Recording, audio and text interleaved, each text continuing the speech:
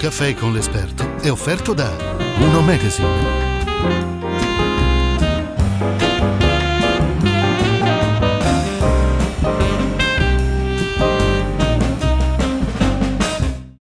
Ben ritrovati ad Un caffè con l'esperto. Oggi affrontiamo un tema che è di estrema attualità. Parliamo di criptovalute e blockchain, questi termini che possono apparire sconosciuti a qualcuno, ma sono estremamente consueti per l'ospite di oggi che è Fabrizio Zampieri. Fabrizio appunto è un esperto in criptovalute e blockchain.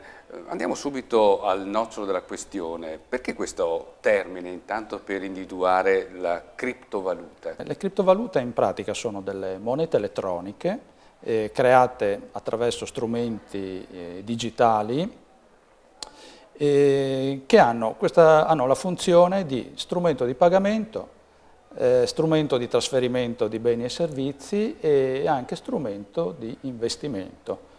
Qual è la differenza sostanziale fra una criptovaluta e una valuta tradizionale come il dollaro, l'euro o qualcos'altro? Beh, la sostanziale differenza è che l'euro o il dollaro noi li possiamo vedere anche su supporto cartaceo, le banconote, tanto per fare un esempio, mentre le criptovalute non esistono a livello fisico, materiale, ma sono solamente presenti a livello elettronico, quindi sono visualizzabili attraverso transazioni che vengono sui computer o la rete. Quando io ti ho chiesto cos'è una blockchain, e tu mi hai fatto un esempio molto, molto bello e significativo, cioè, immagina che ogni criptovaluta sia come il vagone di un treno e questo treno ha bisogno di avere i binari per poter procedere e quindi la blockchain sono i binari delle criptovalute. Le criptovalute per funzionare hanno bisogno di una tecnologia. Questa tecnologia è definita blockchain. Ogni criptovaluta, pensate che nel mondo attualmente esistono circa oltre 3.000 criptovalute, quindi non esiste solamente Bitcoin che è forse quella più conosciuta e più famosa, quindi ogni criptovaluta ha una propria blockchain e le criptovalute non possono funzionare senza la blockchain. La blockchain, in due parole, tanto per fare un altro esempio, non è altro che un grande database strutturato in blocchi. Infatti il nome blockchain è praticamente catena di blocchi. Sono dei blocchi concatenati tra di loro, ovviamente a livello informatico, e dove all'interno di ogni blocco sono contenute tutte le transazioni relative agli scambi di criptovalute che sono utilizzate, abbiamo visto, o come mezzo di pagamento, o come scambio di beni o servizi, o addirittura come strumento di investimento. Tu hai detto prima che il Bitcoin è quello più conosciuto e quindi probabilmente avrà anche una parte preponderante del mercato delle criptovalute. A quanto ammonta grosso modo?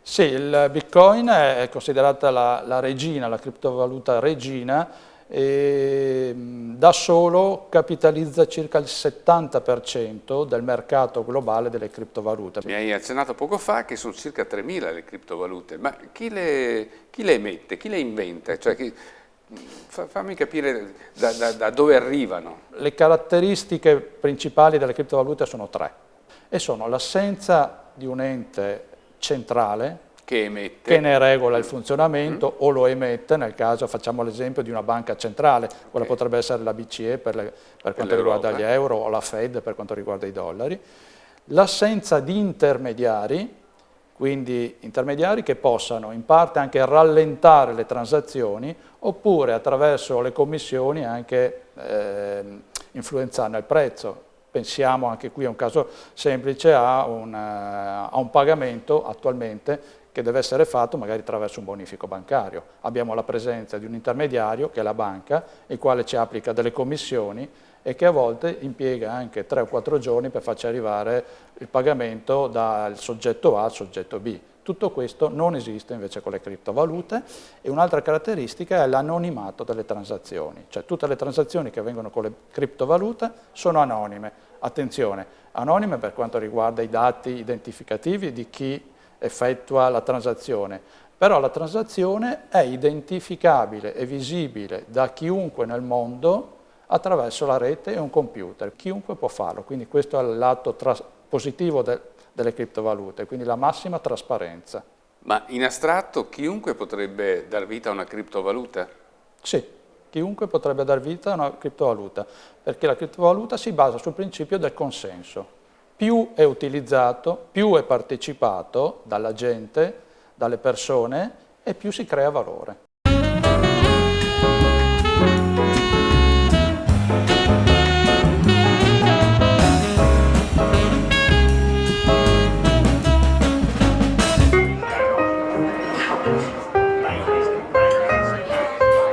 Seguici su Facebook, Twitter e YouTube e rivedi tutte le interviste di Un caffè con l'esperto dove vuoi e quando vuoi.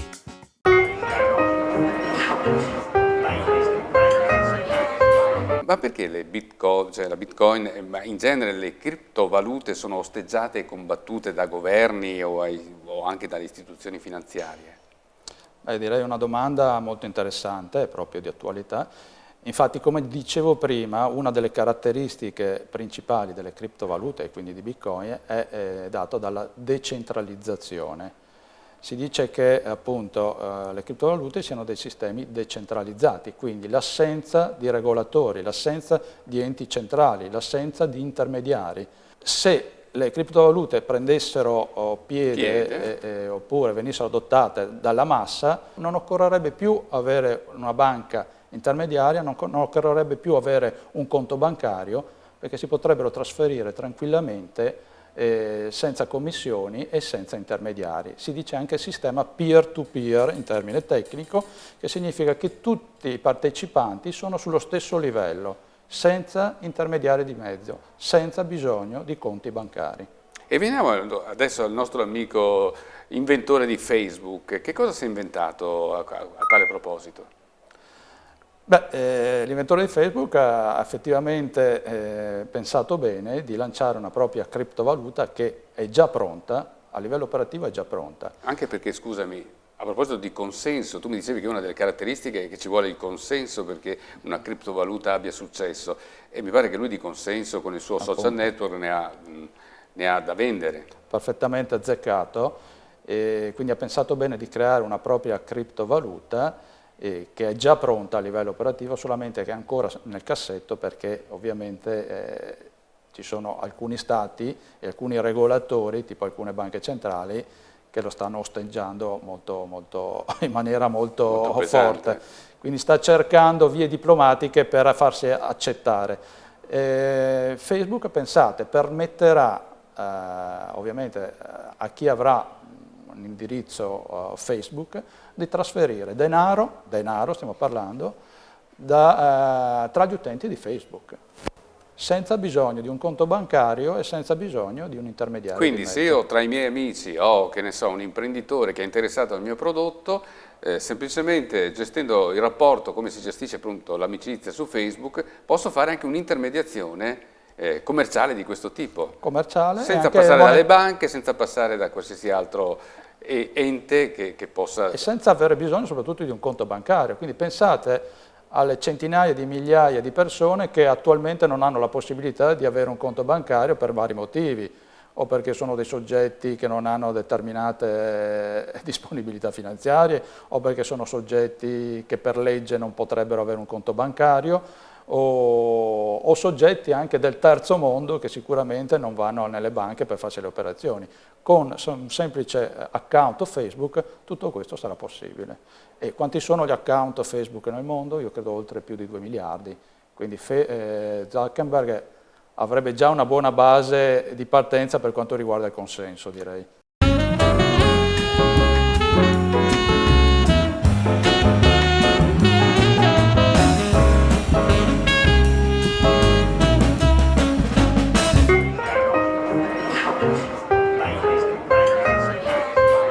Seguici su Facebook, Twitter e YouTube e rivedi tutte le interviste di Un caffè con l'esperto dove vuoi e quando vuoi.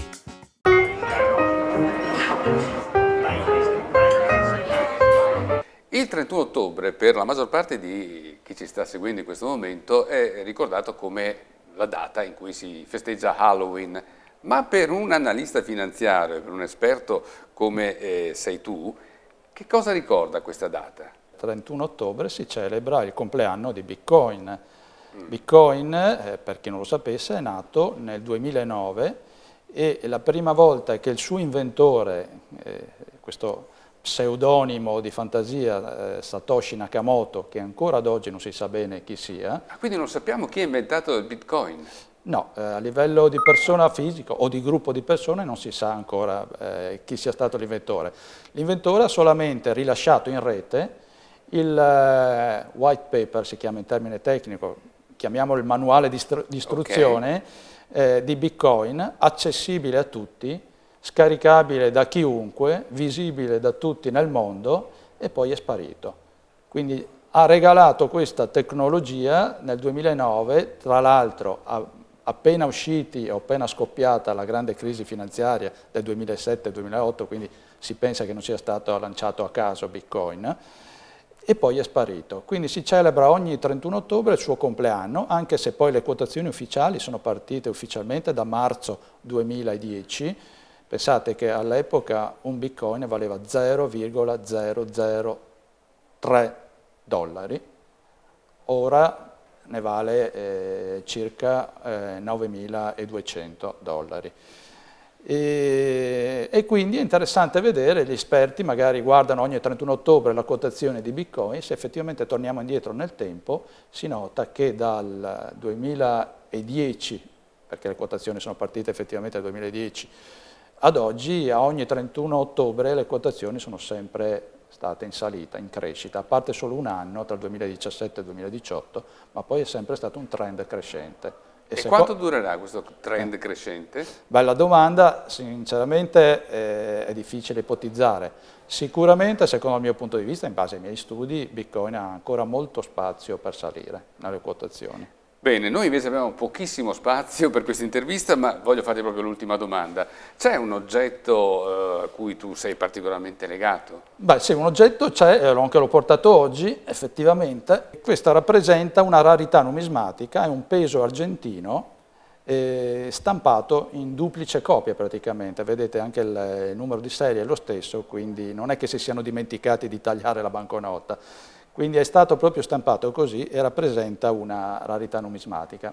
Ma io ve l'ho portato per una duplice motivazione. Io credo che tra non molti anni noi osserveremo una banconota che diventerà un oggetto da collezione anche come l'euro o il dollaro, quindi le banconote che noi stiamo utilizzando invece normalmente per la nostra vita quotidiana. Quindi diventeranno anche questi, secondo me, tra non molti anni degli oggetti da collezione. E la seconda motivazione è perché il peso argentino, quindi la banca centrale argentina, visto che l'Argentina si trova e sta attraversando una profonda crisi economica e finanziaria, ha imposto dei limiti di acquisto di valute straniere ai cittadini argentini. La banca argentina ha anche proibito di comprare Bitcoin ai cittadini argentini attraverso le carte di credito. Questo dimostra anche che le banche centrali stanno temendo effettivamente le criptovalute e Bitcoin in particolare, perché viene considerato come una riserva di valore in casi anche di crisi economiche e finanziarie.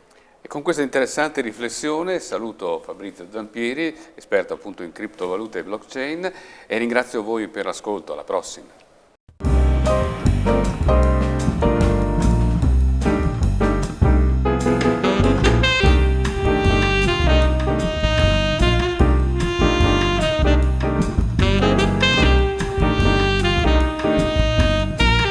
Un caffè con l'esperto è stato offerto da Uno Magazine.